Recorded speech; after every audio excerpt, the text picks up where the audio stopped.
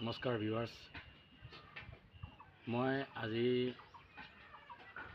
ৰিয়ান পৰাগৰ কেপ্টেইনশ্বিপ কালি হৈ যোৱা খেলখনৰ বিষয়ে অলপ ৰিভিউ কৰিম বুলি ভাবিছোঁ।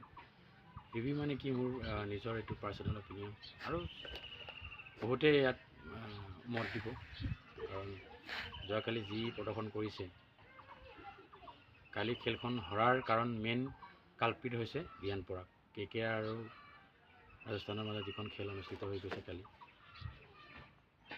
কেপ্টেইনশ্বিপ নামত ৰিয়ান পৰাগ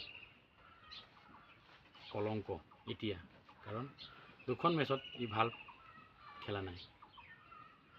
যি কেপ্টেইনশ্বিপ হৈ খেলিব লাগিছিলে, প্ৰদৰ্শন কৰিব লাগিছিলে, সেইখিনি কৰিব পৰা নাই। আৰু তাৰ কাৰণ হৈছে মেইন তাৰ এটিটিউড।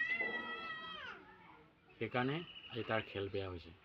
যদি সেইবোৰৰ পৰা আঁতৰি এটিটিউডবিলাক এৰি ভাল খেল প্ৰদৰ্শন কৰিবলৈ হ'লে কেপ্টেইনশ্বিপৰ আঁতৰিব লাগিব, ভাল প্ৰদৰ্শন কৰিব লাগিব।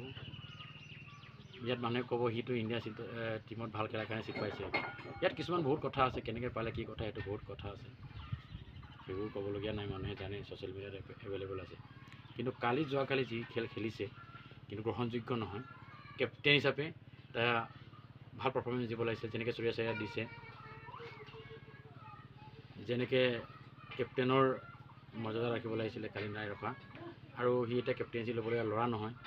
এতিয়া নিজৰ খেল মানে নিজৰ গেম ফ'কাছ কৰি ভালকৈ শিকি, আৰু এটা টেকনিক শিকি, আৰু ভালকৈ খেলি, সি যেনেকৈ ৰেগুলাৰকৈ ইণ্ডিয়া টিমত মানে চান্স পাই থকাকৈ খেল প্ৰদৰ্শন কৰি থাকিব লাগে, তাতে ফ'কাছ কৰিব লাগে, সেইবোৰ ক্ষেত্ৰতে ধ্যান দিব লাগে।